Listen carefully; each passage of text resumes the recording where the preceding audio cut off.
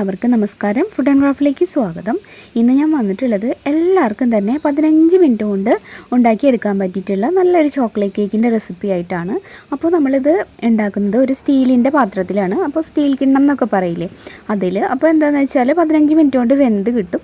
പെട്ടെന്നൊക്കെ കേക്ക് ഉണ്ടാക്കാൻ തോന്നുമ്പോൾ ചെയ്യാൻ പറ്റുന്നൊരു ഐഡിയ ആണ്. പിന്നെ ഇഡ്ഡലി പാത്രത്തിൽ വെള്ളമൊക്കെ ഒഴിച്ചിട്ട് ആവിയിലാണ് വേവിക്കുന്നതും. അപ്പോൾ എല്ലാവർക്കും തന്നെ ചെയ്യാൻ പറ്റിയിട്ടുള്ള ഈ ഒരു റെസിപ്പി ഗോതമ്പ് പൊടിയും ഒക്കെ വെച്ചിട്ടാണ് ചെയ്തിട്ടുള്ളത്.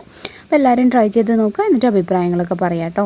അപ്പോൾ നമുക്ക് സോഫ്റ്റ് ആയിട്ടുള്ള വായിലിട്ടാൽ അലിഞ്ഞു പോകുന്ന ഈ ഒരു കേക്ക് എങ്ങനെയാണ് തയ്യാറാക്കുക എന്ന് നോക്കാം.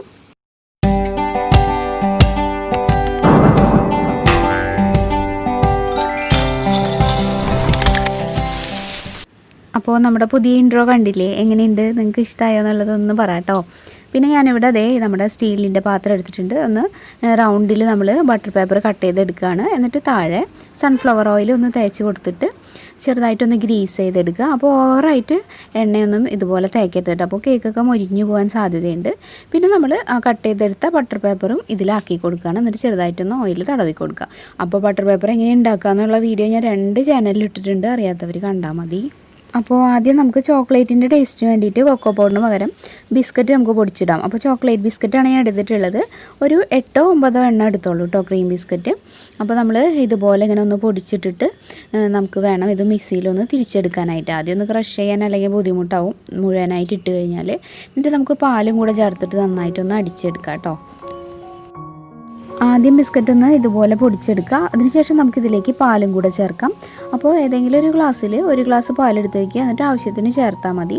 അപ്പോൾ ഞാൻ ഇതിലേക്ക് കുറച്ച് പാലൊഴിച്ചിട്ട് ഒന്ന് നന്നായിട്ട് ക്രീം പോലെ അരച്ചെടുക്കുകയാണ് കേട്ടോ. ഇനി ഇതിലേക്ക് ഞാനൊരു 3/4 ഗ്ലാസോളം ഗോതമ്പ് പൊടി ഇട്ടിട്ട് ഒന്ന് അരിക്കുകയാണ്. അപ്പോൾ ഗോതമ്പ് പൊടി ആദ്യം അരിച്ച് മാറ്റി വയ്ക്കുകയാണെങ്കിൽ നമുക്ക് പിന്നെ ഇത് നേരിട്ട് മിക്സിയിലോട്ട് ഇട്ട് എല്ലാം കൂടെ അടിച്ചാൽ മതിയായിരുന്നു. ഞാനിപ്പോൾ അരിക്കാത്തതുകൊണ്ട് ജസ്റ്റ് ഇതിലേക്കൊന്ന് അരിച്ചിട്ടേ ഉള്ളൂ. നേരത്തെ നമ്മൾ എടുത്തു വെച്ച പാലിൽ നിന്ന് കുറച്ചും കൂടെ പാൽ ഇതിലേക്ക് ഒഴിച്ചിട്ട് ഞാൻ നന്നായിട്ടൊന്ന് മിക്സ് ചെയ്യാണ്. അപ്പോൾ ഞാൻ ഇങ്ങനെ തന്നെ മിക്സ് ചെയ്തെടുക്കാമെന്നാണ് ആദ്യം വിചാരിച്ചത്, പക്ഷേ ഇതങ്ങോട്ട് യോജിക്കുന്നില്ല. ആ ഒരു ബിസ്ക്കറ്റിൻ്റെ തരി ഇപ്പോഴും ചെറുതായിട്ടുണ്ട്. അപ്പോൾ പിന്നെ നമുക്ക് മിക്സിയിൽ തന്നെ ഇത് അടിച്ചെടുക്കാമെന്ന് വിചാരിച്ചു. പിന്നെ നമുക്ക് മിക്സിയുടെ ജാറിൽ ഇപ്പോൾ ഞാൻ 3/4 ഗ്ലാസ് പൊടിച്ച പഞ്ചസാര എടുത്തിട്ടുണ്ട്. അല്ലെങ്കിൽ നിങ്ങൾ 1/2 ഗ്ലാസ് പഞ്ചസാര എടുത്തിട്ട് ഒന്ന് പൊടിച്ചാൽ മതി. ഇതിലേക്ക് ഞാനൊരു 1/4 ഗ്ലാസ് സൺഫ്ലവർ ഓയിലും കൂടെ ചേർക്കുകയാണ്. പിന്നെ നമ്മുടെ ഈ ഒരു മിക്സില്ലേ, ഇപ്പോൾ നമ്മൾ മിക്സ് ചെയ്ത് വെച്ചിട്ടുള്ള ആ ഒരു മൈദയുടെയും ബിസ്ക്കറ്റിൻ്റെയും മിക്സ്, അതും കൂടെ ചേർത്ത് എല്ലാം കൂടെ ഒന്ന് ക്രീമാക്കി അരച്ചെടുക്കാം. അപ്പോൾ ഞാൻ ഒന്ന് തിരിച്ചപ്പോൾ കുറച്ച് പാല് കുറവുണ്ട്. അപ്പോൾ കുറച്ച് പാലും കൂടെ ഒഴിച്ചിട്ട് ഒന്നുകൂടെ ഒന്ന് തിരിച്ചെടുത്ത് കാണിച്ചു തരാം കേട്ടോ. അപ്പോൾ ഇതുപോലെ ആയിട്ടുണ്ട് നമ്മുടെ മിക്സ്. ഇതിൽ പഞ്ചസാര പൊടിച്ചതുണ്ട്, സൺഫ്ലവർ ഓയിലുണ്ട്, പിന്നെ ഗോതമ്പ് പൊടിയും പാലും ബിസ്ക്കറ്റ് പൊടിച്ചതും കൂടിയിട്ടുള്ള ആ ഒരു മിക്സും ഉണ്ട് കേട്ടോ. അപ്പോൾ എല്ലാം കൂടി ഇതേപോലെ ആക്കിയിട്ട് എടുക്കുക. ഇനി നമുക്കിതിലേക്ക് ഒരു 1/2 ടീസ്പൂൺ ബേക്കിംഗ് സോഡയിൽ ഒരു 2 ടീസ്പൂൺ വിനാഗിരി ഒന്ന് മിക്സ് ചെയ്തിട്ട് നന്നായിട്ട് ഇതിലേക്ക് ചേർത്ത് കൊടുക്കാം കേട്ടോ.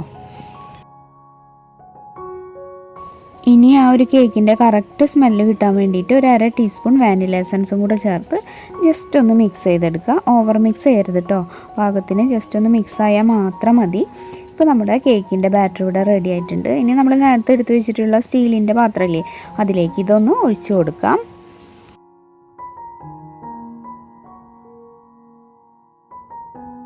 ഇനി ഇത് ജസ്റ്റ് ഒന്ന് ടാപ്പ് ചെയ്യുക, എയർ ബബിൾസൊക്കെ പോകാൻ വേണ്ടി. പിന്നെ എന്തെങ്കിലും ഒരു സ്ക്വയർ വെച്ച് ജസ്റ്റ് ഒന്ന് ഇങ്ങനെ ഇളക്കി കൊടുക്കുക. അപ്പോൾ ഫുള്ളായിട്ട് എയർ ബബിൾസ് പോയിക്കോളും. ഇതിൻ്റെ ഇടയിൽ നമ്മൾ ഇഡ്ഡലി പാത്രത്തിൽ വെള്ളമൊക്കെ ഒഴിച്ചിട്ട് ചൂടാവാനായിട്ട് വെച്ചിട്ടുണ്ടാവണം കേട്ടോ. അപ്പോൾ ഇത് കഴിയുമ്പോഴേക്കും അത് റെഡി ആവണം. ഇഡ്ഡലി പാത്രത്തിൻ്റെ മൂടി ഞാൻ ഇതുപോലൊരു കോട്ടൻ്റെ തുണി വെച്ചിട്ട് കവർ ചെയ്യുകയാണ്. അങ്ങനെ ചെയ്യുമ്പോൾ അങ്ങനെ വെള്ളം വീഴില്ല ആ കേക്കിൻ്റെ മുകളിലേക്ക്. അതുപോലെ ചെയ്തെടുക്കുക കേട്ടോ. ഇപ്പോൾ വെള്ളമൊക്കെ നന്നായിട്ട് ചൂടായിട്ടുണ്ട്. ഇനി നമ്മുടെ കേക്കിൻ്റെ പാത്രം വെച്ച് കൊടുത്തു, പിന്നെ മൂടി വെച്ചിട്ട് അടയ്ക്കുകയാണ് കേട്ടോ. അപ്പോൾ ആദ്യത്തെ 5 മിനിറ്റ് ഒരു മീഡിയം ഫ്ലെയിമിലും ബാക്കി ഒരു 10 മിനിറ്റ് ലോ ഫ്ലെയിമിലും വെച്ച് കഴിഞ്ഞാൽ നമ്മുടെ കേക്ക് ഇവിടെ നന്നായിട്ട് വെന്ത് കിട്ടും. ഇപ്പോൾ ഒരു 15 മിനിറ്റിൽ കേക്ക് വെന്തിട്ടിട്ട് നല്ല സോഫ്റ്റാണ് കേട്ടോ. ഇത് പ്രത്യേക ഒരു സോഫ്റ്റ്നെസ് ഉണ്ട് ഇതിന്. അത് ആവിയിൽ കഴിച്ചുകൊണ്ടാണെന്ന് തോന്നുന്നു. ഒന്ന് കുത്തി നോക്കിയിട്ട് നമുക്കിത് പുറത്തെടുക്കാം.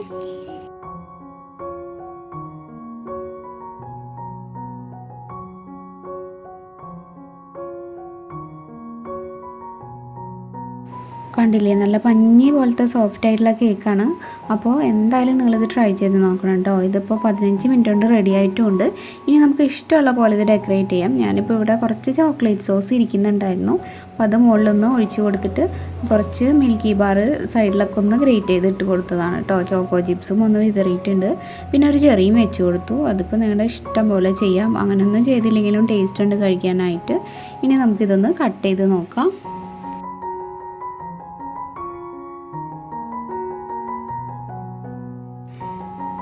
ഇതുപോലെ ഇങ്ങനെ കട്ട് ചെയ്യുമ്പോൾ തന്നെ മനസ്സിലാവും അതിൻ്റെ ആ ഒരു സോഫ്റ്റ്നെസ്. അപ്പോൾ അത്രയ്ക്കും സോഫ്റ്റ് ആയിട്ടുള്ള പഞ്ഞി പോലത്തെ ഈ ഒരു കേക്ക് എല്ലാവരും ട്രൈ ചെയ്ത് നോക്കുക. കൊക്കോ പൗഡർ ഇല്ലെങ്കിൽ നമുക്ക് ഇതുപോലെ ചോക്ലേറ്റ് ബിസ്ക്കറ്റ് വെച്ചിട്ട് കൊക്കോ പൗഡറിന് പകരം യൂസ് ചെയ്യാം. അപ്പോൾ കൊക്കോ പൗഡർ ഉള്ളവർ ഒരു 1/4 ഗ്ലാസ് കൊക്കോ പൗഡർ ചേർത്താലും മതി കേട്ടോ. അപ്പോൾ പിന്നെ ഇതിന് വേണമെങ്കിൽ നിങ്ങൾക്ക് ക്രീമായിട്ട് ബിസ്ക്കറ്റും പാലും കൂടെ നന്നായിട്ട് മിക്സിയിൽ അരച്ചെടുത്തിട്ട് അതും വേണമെങ്കിൽ സ്പ്രെഡ് ചെയ്താൽ മതി. അപ്പോൾ നല്ല ടേസ്റ്റ് ഉണ്ടാവും കഴിക്കാനായിട്ട്. അങ്ങനെ ഞാൻ മുമ്പൊരു കേക്ക് ചെയ്തിട്ടുണ്ടായിരുന്നു, അത് ട്രൈ ചെയ്ത് നോക്കിയിട്ട് എല്ലാവരും നല്ല അഭിപ്രായം പറഞ്ഞതാണ്. അപ്പോൾ നമ്മുടെ ഇന്നത്തെ ഈ ഒരു റെസിപ്പി ഇത്രയ്ക്കേ ഉള്ളൂ. എല്ലാവർക്കും വീഡിയോ ഇഷ്ടമായിട്ടുണ്ടാവുമെന്ന് വിചാരിക്കുന്നു. വീഡിയോ ഇഷ്ടമായെങ്കിൽ ലൈക്ക് ചെയ്യാനും ഷെയർ ചെയ്യാനൊന്നും മറക്കരുത്. അതുപോലെ തന്നെ അഭിപ്രായങ്ങളൊക്കെ കമൻറ്റിലൂടെ അറിയിക്കുക. പിന്നെ പുതുതായിട്ട് ആരെങ്കിലും നമ്മുടെ ചാനൽ ഇപ്പോൾ കാണുന്നുണ്ടെങ്കിൽ ഒന്ന് സബ്സ്ക്രൈബ് ചെയ്തിട്ട് നമ്മുടെ ഫാമിലിയിൽ ജോയിൻ ചെയ്യുക കേട്ടോ. സബ്സ്ക്രൈബ് ചെയ്യുമ്പോൾ ബെല്ലൈക്കൺ ക്ലിക്ക് ചെയ്യുക, ഓൾ എന്നുള്ളൊരു ഓപ്ഷനും എനേബിൾ ആക്കുക. പിന്നെ നിങ്ങൾ ഫേസ്ബുക്ക് യൂസ് ചെയ്യുന്നവരാണെങ്കിൽ ഫുഡ് ആൻഡ് ക്രാഫ്റ്റിൻ്റെ ആ ഒരു ഫേസ്ബുക്ക് പേജും ഒന്ന് ലൈക്ക് ചെയ്ത് ഫോളോ ചെയ്യുമെന്ന് വിചാരിക്കുന്നു. പ്രാർത്ഥനാസ് വേൾഡും സമയം കിട്ടുമ്പോൾ ഒന്ന് കണ്ടു നോക്കിയിട്ട് സപ്പോർട്ട് ചെയ്യണം. ഇനിയപ്പോൾ മറ്റൊരു നല്ല ഈസി റെസിപ്പി ആയിട്ടോ അല്ലെങ്കിൽ നല്ലൊരു ക്രാഫ്റ്റ് വീഡിയോ ആയിട്ടോ നാളെ വരാം. അതുവരെ എല്ലാവർക്കും നന്ദി. Thank you.